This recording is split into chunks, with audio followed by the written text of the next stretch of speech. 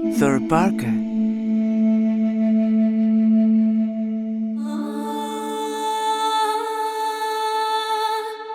This unique landscape of desert plains, granite mountains,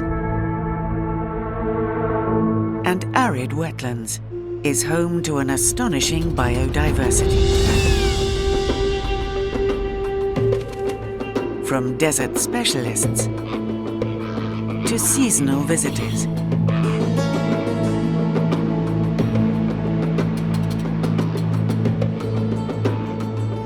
and a shy reptile that prefers the solitude of remote valleys.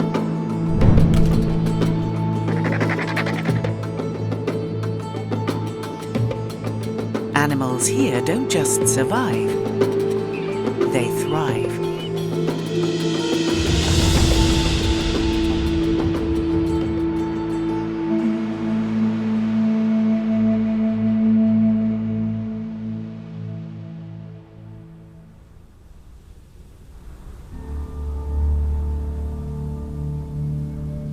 Deserts occupy 20% of the Earth's surface. Every continent has them. Pakistan's Tharparkar is part of the Thar Desert, spanning India and Pakistan. It is the world's 9th largest subtropical desert, where daytime temperatures blister the Earth. A desolate landscape, seemingly devoid of life. But there is life adapted to Thar. Chinkara, the desert ballerina.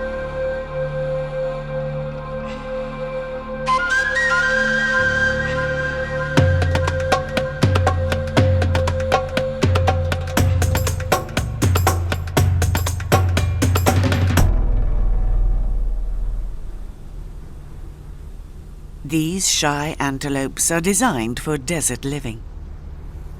They can go without water for months. Because they get it from what they eat. Slender legs and a light frame help them outrun most natural predators.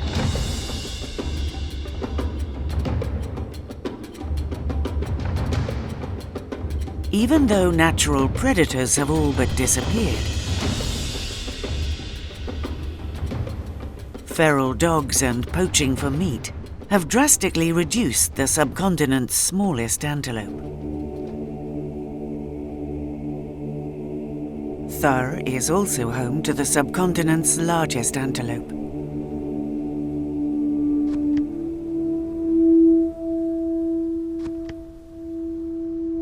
The Nilgai, a mother with her calf. An extremely rare sighting in Tharparkar.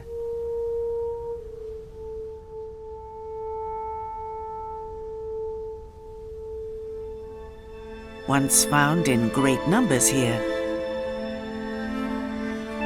these giants have suffered the same fate as Chinkaras.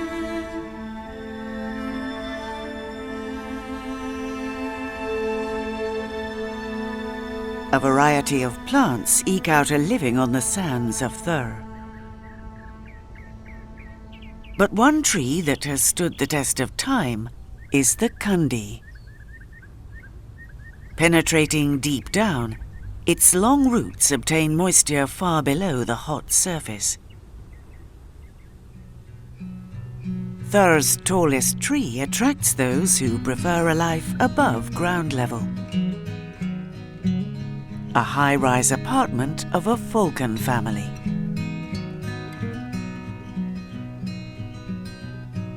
With dedicated parents guarding the nest and delivering food. Life couldn't be better for these young Lagar falcons. And they get along well with each other. Until food is delivered. Then It's every chick for itself.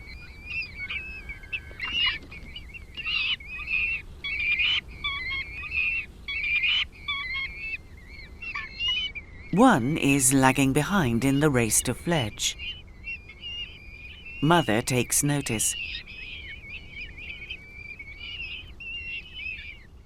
But the more aggressive chick gets the choice tidbits. They are close to insatiable, leaving their parents no downtime. Thur provides the favorite falcon prey items.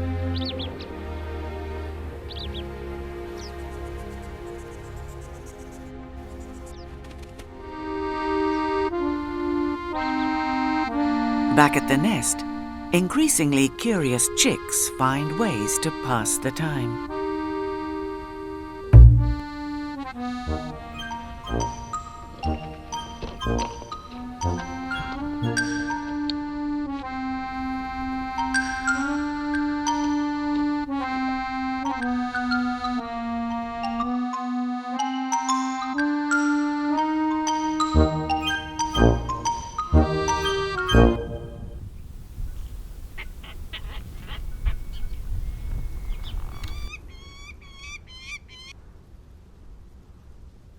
A gerbil for hungry mouths.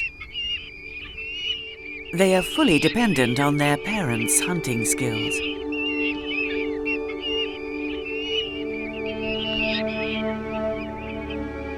But in a few weeks, they will take to the air. Then their parents will pass on those skills. But for now, they are confined to this twiggy abode. While falcons keep the gerbil population in check,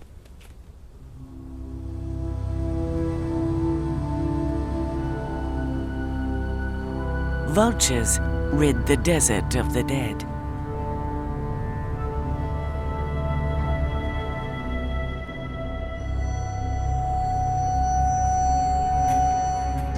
Egyptian vultures are the first to arrive at a carcass. Their sharp beaks are well suited to penetrate cavities.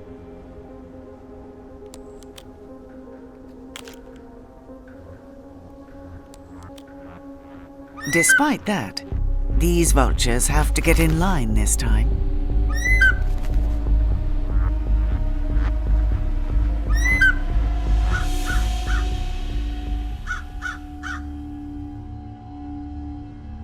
A brawny, tawny eagle is no stranger to scavenging.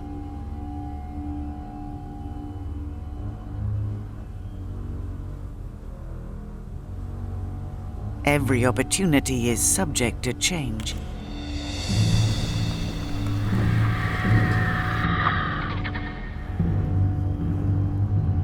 Even an eagle has to give way when the griffin arrives.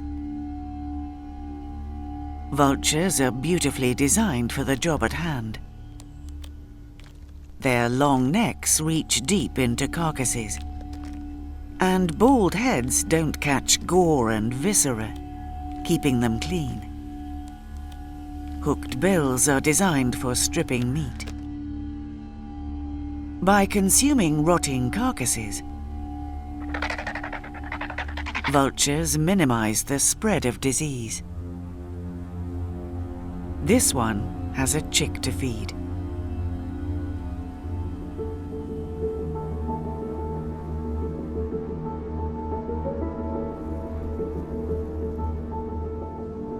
Its home is in the Karunja Hills,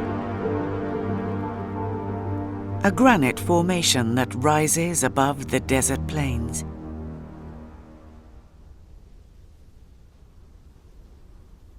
This long-billed vulture chick is very special,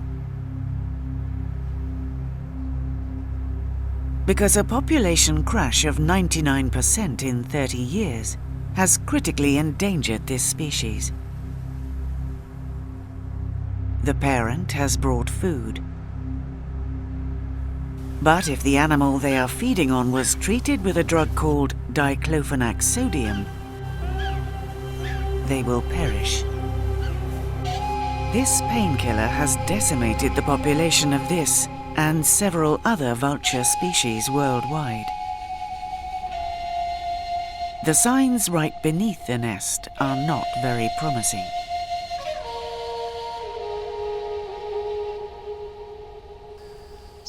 In the valleys of Karunja lives a bizarre reptile.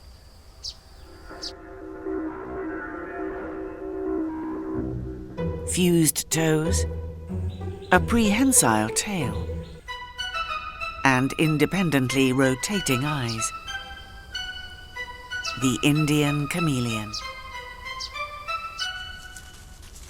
This one is on the lookout for a meal. The eyes give them an almost 360 degrees field of vision. It can keep one eye on the predator and another on the prey. Pincer-like feet give them a firm grasp on the branches.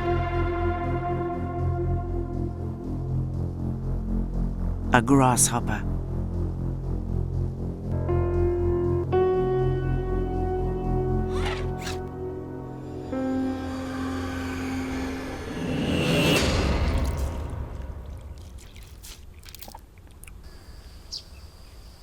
A chameleon's greatest weapon is its tongue. Up to 2 times the body length.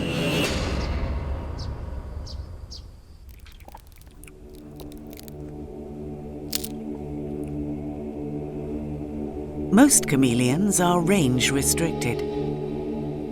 These Indian chameleons here in Tharparkar are confined to Karunja hills.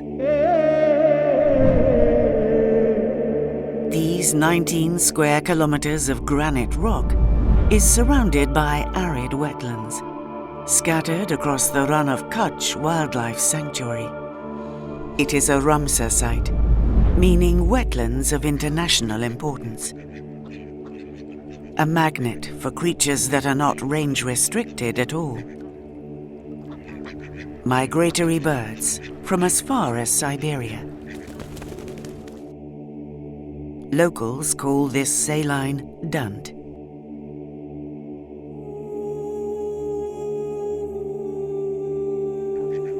Lakes like these give vulnerable species a crucial chance to refuel. Pelicans arrive in great numbers too.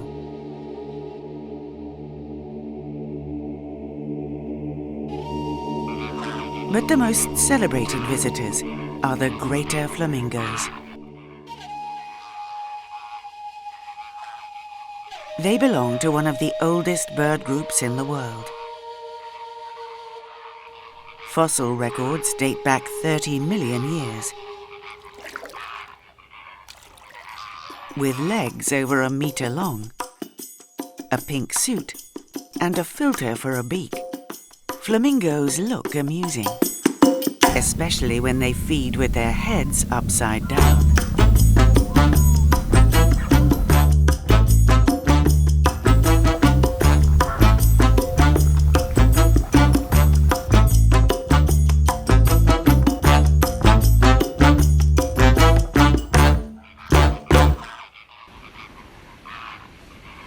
By stirring up the mud, they dislodge invertebrates that are then filtered by the high-tech beaks. It is the carotenoid in their diet that gives them this gaudy color and a misleading facade. Don't be fooled. Flamingos are as tough as they come. They can survive on some of the most hostile places on Earth. They have a heat-resistant anatomy for that. They can drink water so hot it is almost boiling. A gland in their nose excretes excess salt, ingested from feeding in super saline waters. But no matter how tough Thur's wildlife gets, they are helpless against the challenges looming ahead. Climate change is disrupting rain patterns, and droughts are increasingly severe. As temperatures continue to rise, seasonal water bodies, crucial to the survival of migratory and local animals, may evaporate forever. Human activities like overgrazing, deforestation, and unregulated development also degrade Thur's natural resources and biodiversity. This affects more than the wildlife. When vulture populations plummeted on the Indian subcontinent, feral dogs and rabies soared. Up to 50,000 people died from rabies during a single decade. Many dogs suffered consequences as well. This is how intact ecosystems and their wildlife provide essential services to humans. Tharparkar is a delicate and valuable national treasure of Pakistan today, and hopefully tomorrow.